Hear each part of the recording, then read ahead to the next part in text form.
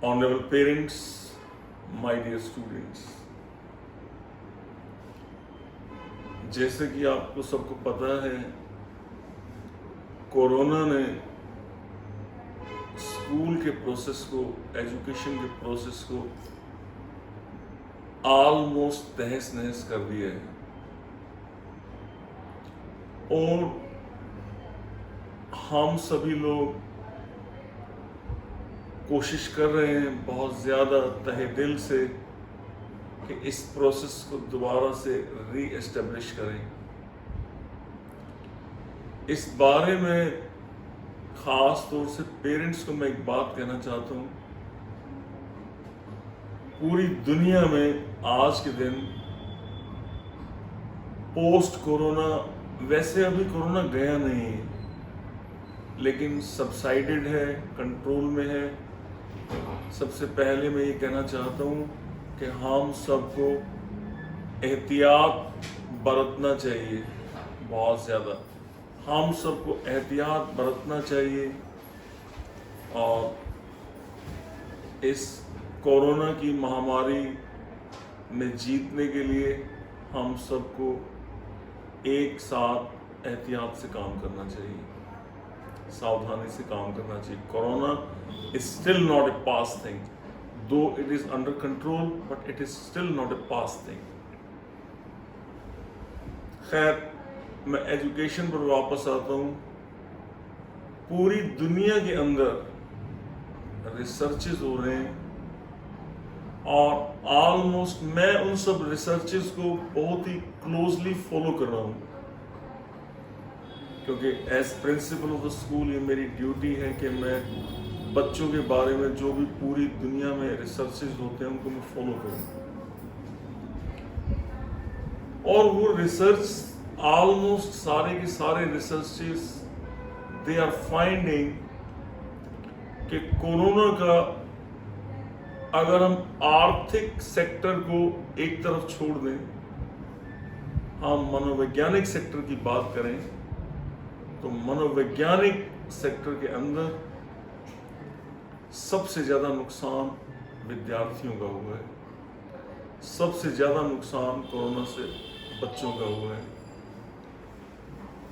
बच्चों का पढ़ाई के लिए जो सबसे पहली चीज़ है, रूटीन, डिसिप्लिन, वो ख़राब हो गए। बच्चे लेज़ी हो गए। बच्चों की जो गैजेट्स के ऊपर डिपेंडेंस है वो बढ़ गई है।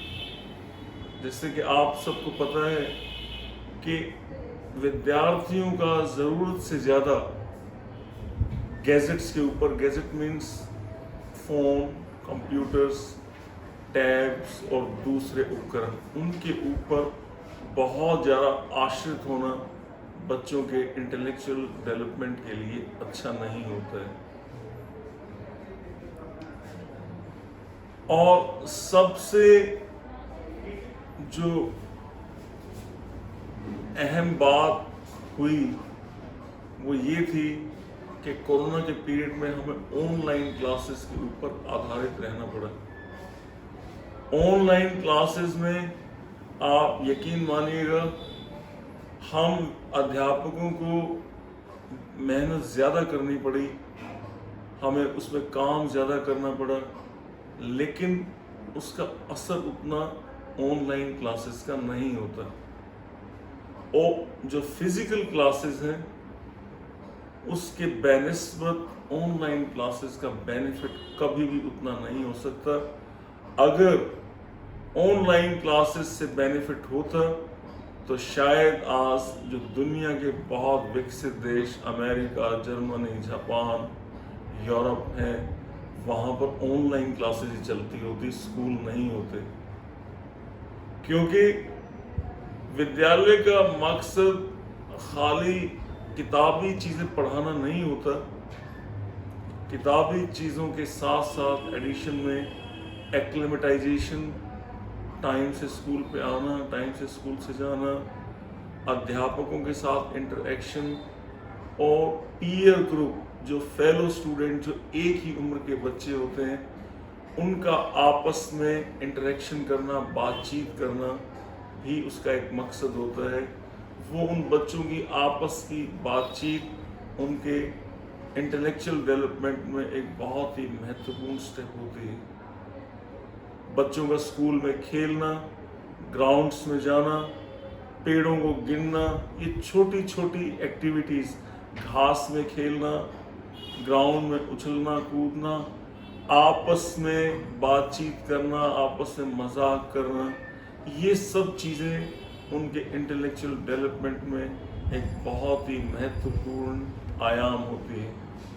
अनफॉर्चुनेटली पिछले 20 महीनों में ये सब कुछ नहीं हो सका। हम लोगों ने बहुत प्रयास किए, लेकिन हम उसको कर नहीं पाए, क्योंकि सरकार की पाबंदियां थी, कोरोना की वजह से वो सब कुछ संभव नहीं हो पाया। परमात्मा की मेहरबानी से स्कूल्स दोबारा खुले हैं।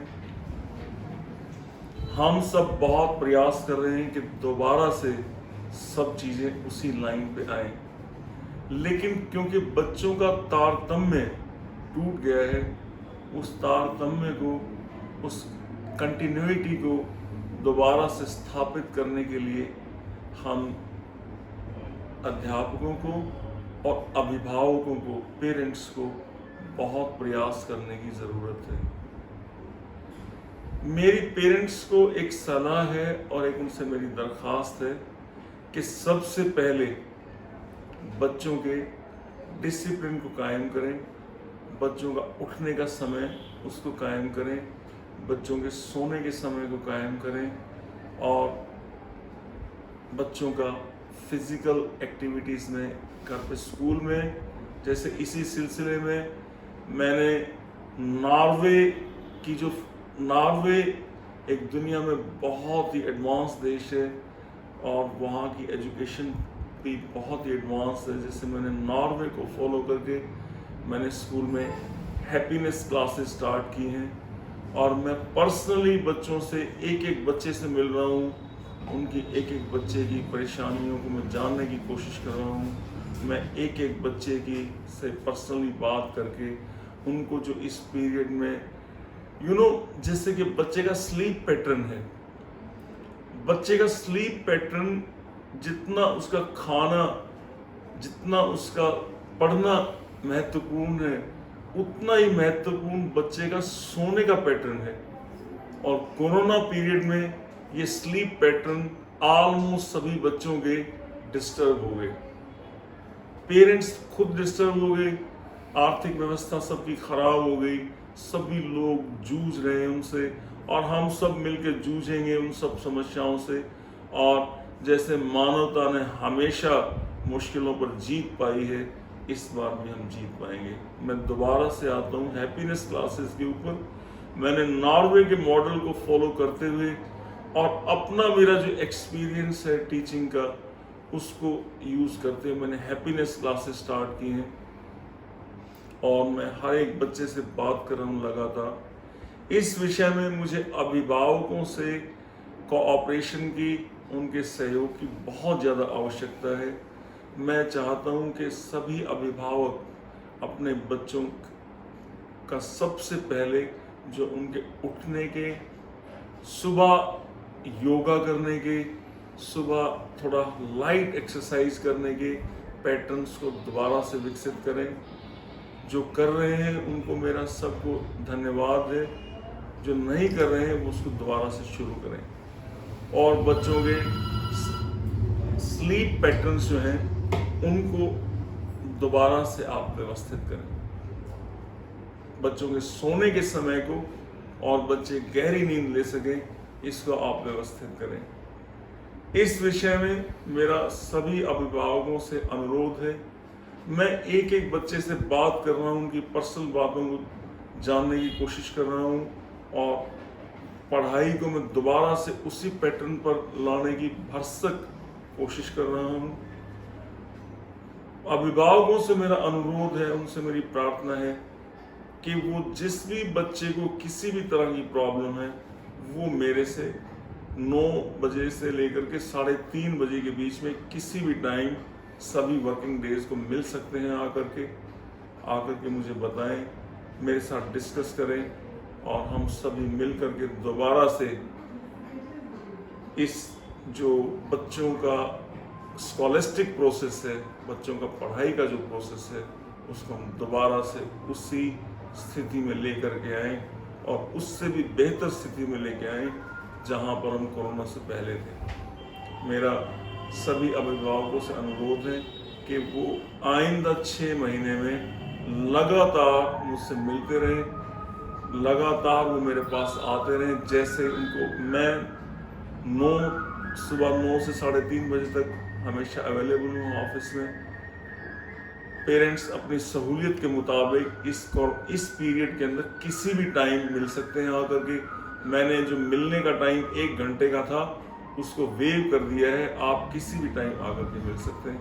आइए हम सब मिल कर के एक बार दोबारा से एजुकेशन का जो प्रोसेस जो बहुत ही अव्यवस्थित हो गया है, जो बहुत ही डाउनग्रेड की तरफ है, उसको हम दोबारा से व्यवस्थित करें और अपने बच्चों को उसी पैटर्न पर लेके आएँ दोबारा से। सबसे पहले उनके अनुशासन को नियमित करें, उनके स्लीप पैटर्न्स को नियमित करें, उनकी सेहत को नियमित करें, उनकी एजुकेशन को नियमित करें, ताकि हम उनके लिए एक उज्ज्वल भविष्य की मनोकामना कर सकें और उसको हासिल कर सकें। धन्यवाद। आपका दिन शुभ हो।